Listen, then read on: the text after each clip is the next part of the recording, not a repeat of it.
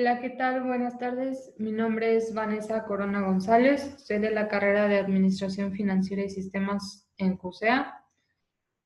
Bueno, el día de hoy hablaremos sobre el capítulo 12 de nuestro manual, que nos habla sobre la oferta laboral de consumo. Bueno, primero que nada me gustaría que definiéramos qué es la oferta laboral. Bueno, pues la oferta laboral es la cantidad total de trabajo ofrecida por los individuos integrantes de una economía. Muy bien. Otro concepto que me gustaría definir antes de empezar esto, que lo ocuparemos, es ¿qué es el ocio?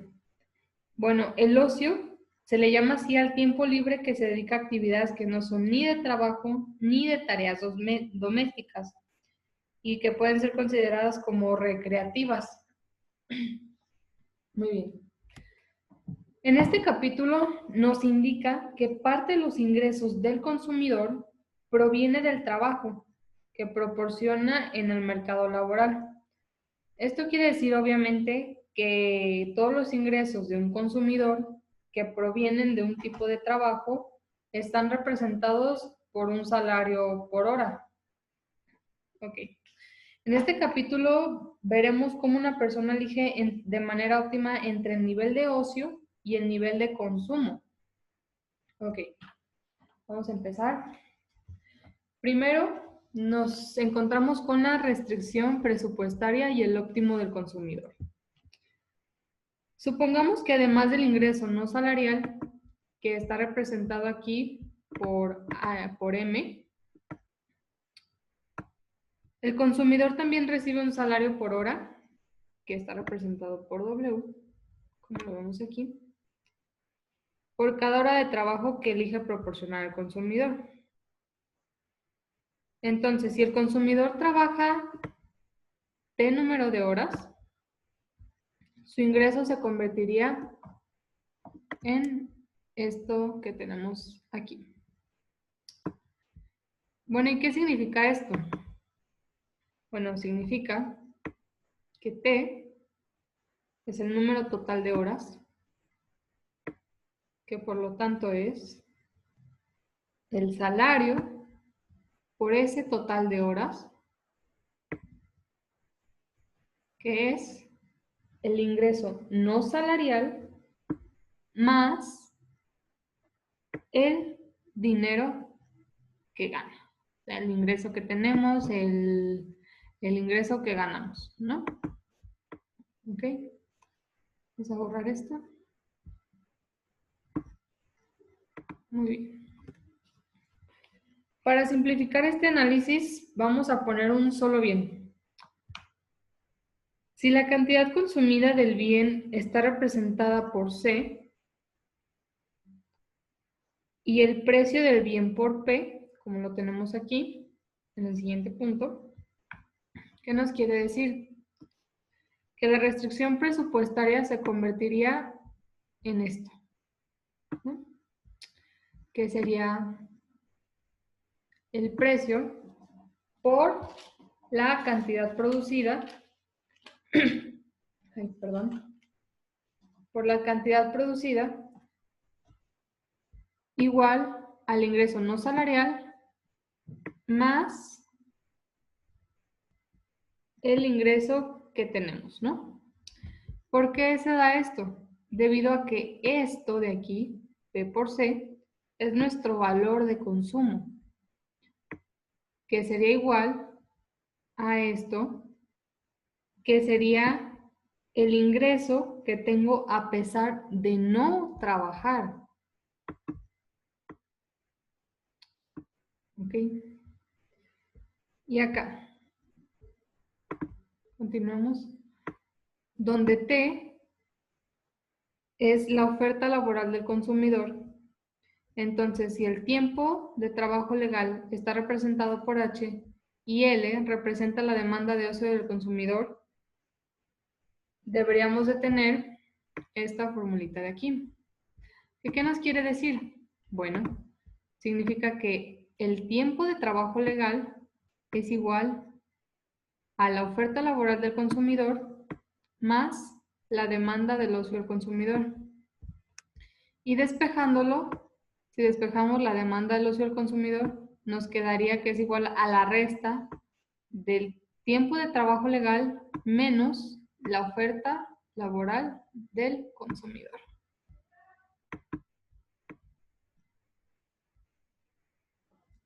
Muy bien, entonces, debido a esto, podemos deducir que la restricción presupuestaria se puede expresar en términos de consumo, trabajo y ocio, ¿no? Por lo que nos quedaría esta formulita de aquí abajo. ¿Qué significa esto? Bueno, que PC, la multiplicación del precio por la cantidad producida, sería nuestro gasto de consumo, como lo tenemos aquí, más el gasto de ocio,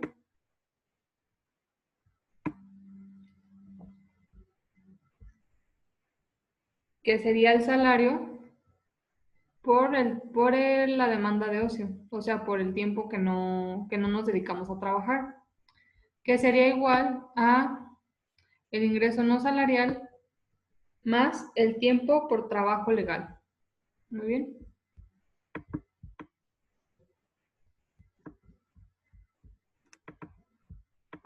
Continuamos.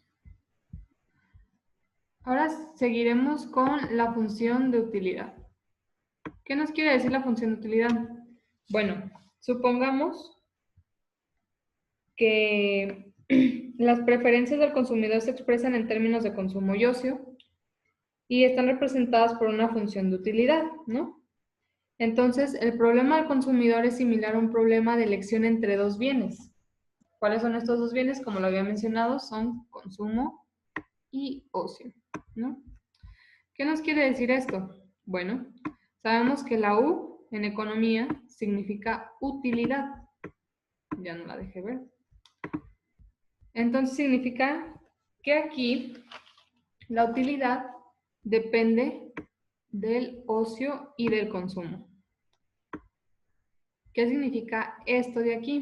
Bueno, significa que la derivada de U, la derivada de nuestra utilidad, entre la derivada de nuestra demanda de ocio es mayor a 0. Esto quiere decir que mientras más ocio, hay una mayor utilidad. En cambio acá, en esta de aquí, nos dice que la derivada de nuestra utilidad entre la derivada de nuestro consumo es mayor a 0. Esto quiere decir que entre más consumo, hay una mayor utilidad. ¿Por qué se da esto?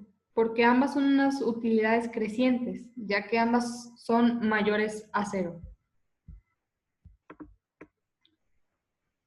¿Ok? ¿Qué nos quiere decir esto que tenemos aquí abajito? Esta formulita de aquí. Bueno, también se puede expresar como que la cantidad sería igual a la cantidad es igual a 1 entre P, que es nuestro precio, por M, que es perdón, es el ingreso no salarial, más el salario por tiempo de trabajar legal, menos W, que sería nuestras salario por horas, entre nuestro precio por la demanda de ocio.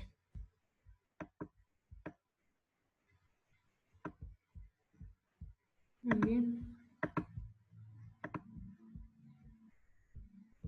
La pendiente de restricción presupuestaria tenemos que la obtenemos entre la resta del salario por horas que obtenemos entre el precio de nuestro bien. Entonces, el valor absoluto de esta pendiente es el salario real que corresponde al poder adquisitivo del ingreso salarial. ¿Qué es lo que tenemos aquí? Aquí lo que vamos a buscar es la maximización de nuestra utilidad. ¿Qué quiere decir? Vamos a maximizar nuestra utilidad de ocio y consumo, que se puede representar por medio de esta fórmula, que es la que ya habíamos visto anteriormente, cuando se nos presentó el caso de que puede ser el problema de elegir entre dos bienes, que son el consumo y el ocio, que sería el precio por la cantidad producida más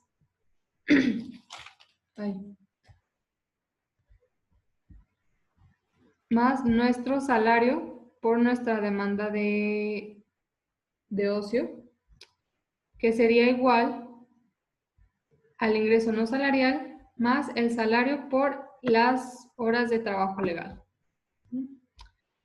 Aquí tenemos una gráfica donde nos muestra que esto puede ser nuestro tiempo que se puede dedicar al ocio.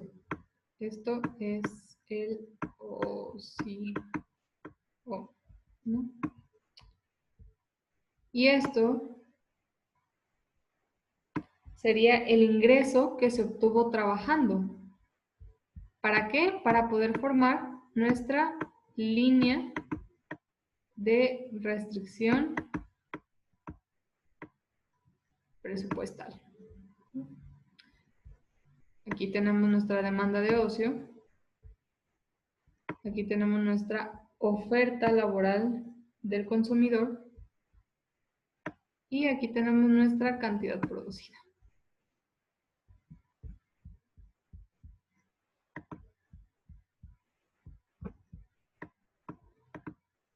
Muy bien, continuamos. Déjenme borrar.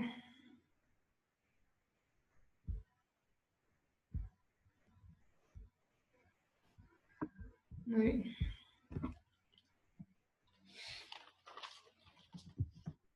La estática comparativa, que nos dice que es el punto 12.2. Y ahora vamos a ver el efecto de un aumento en el ingreso no salarial.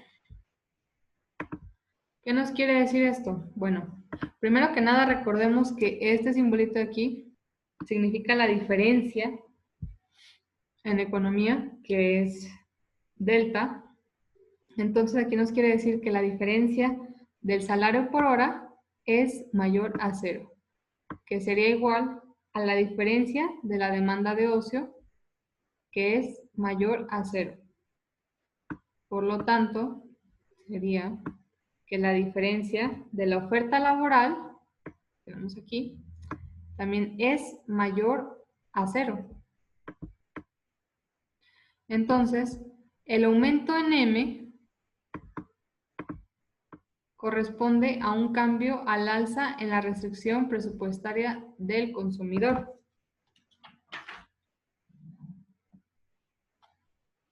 Okay.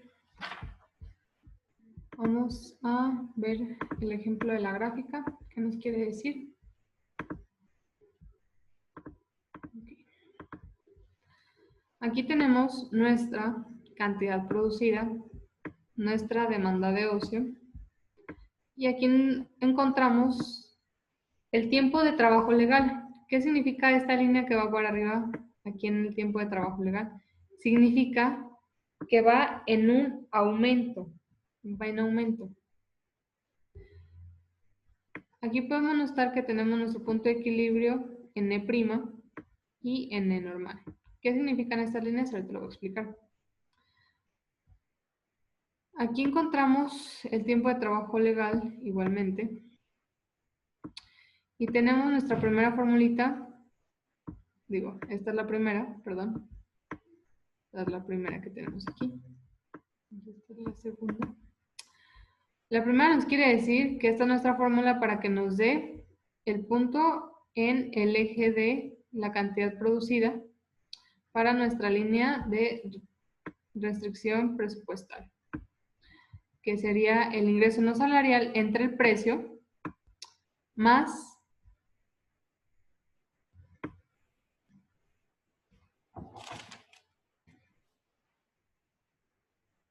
el salario por hora entre el precio, ¿no? Lo borro para que no se lleve la montonadera.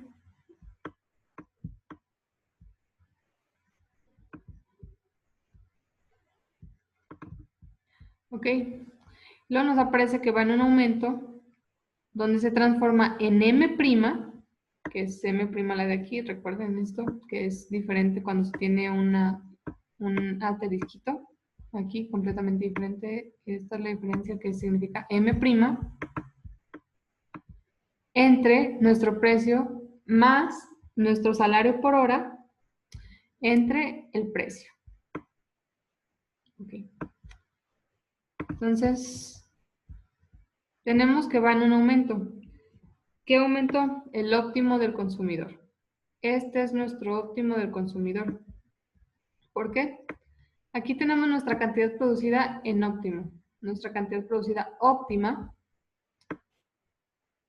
junto con nuestra demanda de ocio óptima. Va en un aumento porque podemos notar aquí cómo nuestra curva de oferta laboral dio un aumento hacia acá. Aquí. ¿Esto cómo se representa? Se puede representar de esta manera, ¿no? Que nuestra M' aumentó presupuestalmente nuestra línea presupuestaria, perdón, y es mayor a M.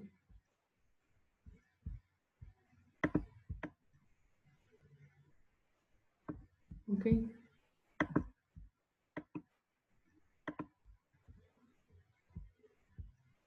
Vamos a continuar.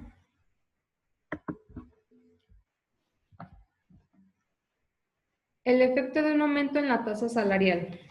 ¿Qué quiere decir esto? Muy bien. Bueno, la modificación del precio, el costo de oportunidad, es decir, del ocio, y el ingreso total del consumidor aumenta y puede consumir tanto antes sin trabajar, e incluso mucho menos, puede ser. Aquí nos representa esto de esta manera. ¿Qué significa esto? Bueno, ET, recordemos que significa el efecto total, que es el efecto sobre cantidad consumida de un bien en una variación del precio. Esto sería igual a ES. ¿Qué significa ese? El efecto de sustitución, que ese significa el cambio compensatorio en el ingreso, más Y sub 1, perdón, que significa cambio de la cantidad demandada por afecto de los ingresos reales. Entonces aquí tenemos más Y sub 2, que significa lo mismo, no más que varía. Y esto sería mayor o menor a 0. Muy bien. El signo final de estos dependerá de la importancia de los dos efectos que se tengan. Muy bien. Aquí en nuestra gráfica podemos notar, antes de pasar a los ejemplos de A y B, podemos notar que tenemos aquí nuestra demanda de ocio y nuestra cantidad producida. Aquí primero notemos que tenemos nuestra línea de restricción, la tenemos constante. Sigue constante, va en el mismo nivel, como lo podemos ver, va constantemente y no cambia. En cambio, aquí podemos notar que va en un aumento, al igual mientras va aumentando nuestro tiempo de trabajo legal, ¿no? Va aumentando cada vez más.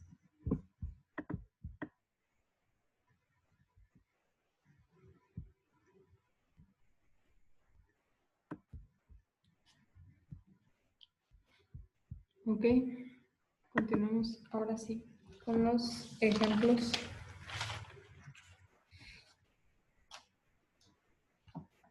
Ok. Aquí nos dice que tenemos es el ingreso del consumidor aumenta por lo que puede consumir sin trabajar o mucho menos, como les había dicho, ¿no? Entonces aquí tenemos en nuestro primer ejemplo que la derivada del ocio entre la derivada del salario por hora es mayor o igual a 0. Esto siempre y cuando el cambio compensatorio en el ingreso más Y sub up, ¿no? Que recordemos que es el cambio de la cantidad demandada por afecto de los ingresos reales, es menor o igual a Y sub 2, ¿no? Y aquí en B tenemos que la derivada de ocio entre la derivada del salario por hora es menor a 0 siempre y cuando el efecto total más Y sub 1 sea mayor a Y sub 2.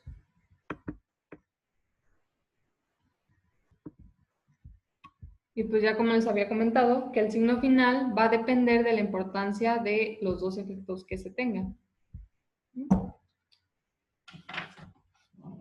Por ejemplo, en el caso B, algo muy importante antes de terminar esto, la oferta laboral aumentará con el salario, mientras que en el caso A será todo lo contrario, ya que la oferta laboral disminuirá, por lo que el efecto final no se determinará a prioritario y no se puede decir que un aumento en los salarios implicará una mayor oferta de trabajo.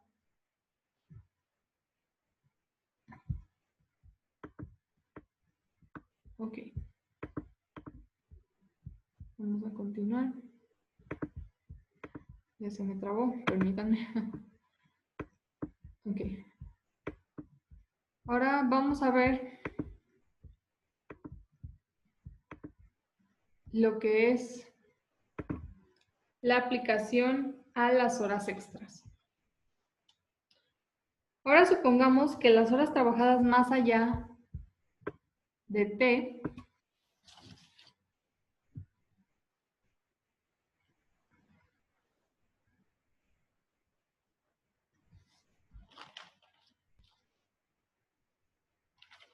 perdón, de T, que son las horas trabajadas extra pagadas con un salario más alto, obviamente,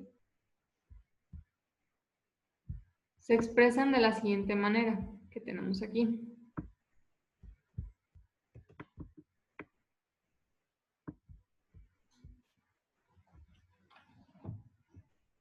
Tenemos que T pertenece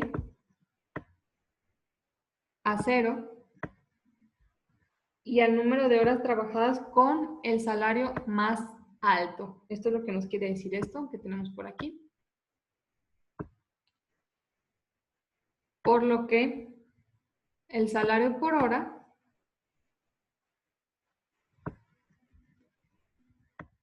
por el ocio más alto es igual al trabajo legal menos el salario más alto.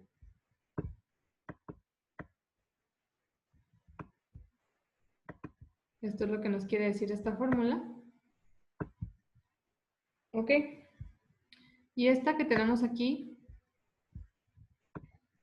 significa que T pertenece al número de horas más alto y a trabajo legal,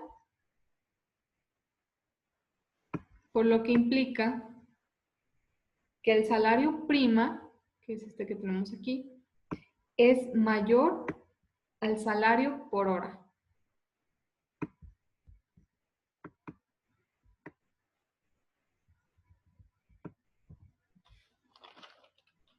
¿Ok? Miren, es aquí lo que les explicaba, lo que nos representa la gráfica. que tenemos aquí el caso A, que la derivada de t entre la derivada del número entre el salario por hora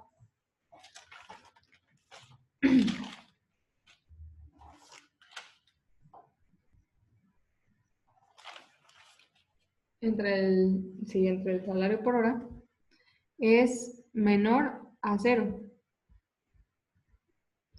Y aquí también la derivada de la demanda de ocio entre el salario por horas es mayor a 0. Y aquí en el caso B tenemos que la derivada de la oferta laboral es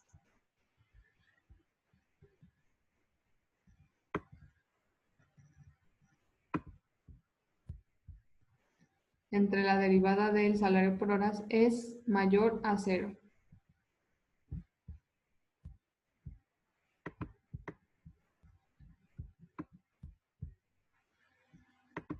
Y sí, también se encuentran aquí junto con el tiempo de trabajo legal, que van aquí en la misma línea. Ok, entonces tenemos que la restricción presupuestaria se convertiría en esto. ¿Qué nos quiere decir otra vez? Que aquí vamos a buscar el maximizar nuestra restricción presupuestaria.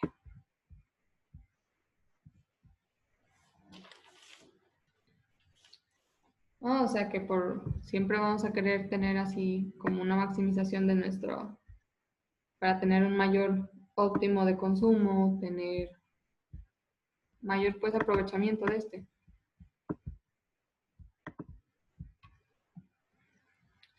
Entonces aquí nos quedaría que la pendiente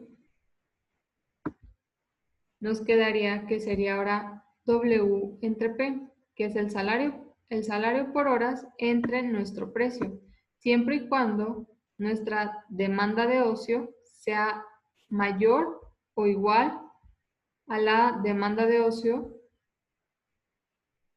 multiplicada por las horas trabajadas extra, y esto sea menor o igual al mayor número de horas extra trabajadas. También se puede representar como W', siempre y cuando, pues como ya lo había mencionado, la demanda de ocio sea menor a la demanda de ocio multiplicada por las horas trabajadas, y esto sea mayor al mayor número de horas trabajadas extra.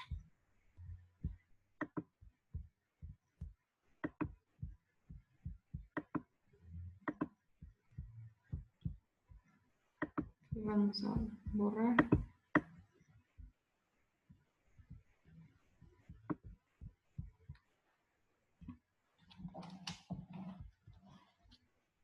Ok, entonces aquí tenemos que E es el óptimo con una tasa salarial única, W, sin el pago de las horas extra, ¿no? Entonces, el aumento de W, de nuestro salario por hora, puede tener un efecto negativo en la oferta laboral EY sub 2. Que recordemos que EY significa el cambio de la cantidad demandada por efecto de los ingresos reales que tenemos, ¿no? Entonces, ¿qué significa esto? Que el efecto de un salario más alto solo funciona para horas de trabajo superiores a las horas más altas extras trabajadas, sin aumentar el poder adquisitivo de las horas ya trabajadas, como lo menciona aquí.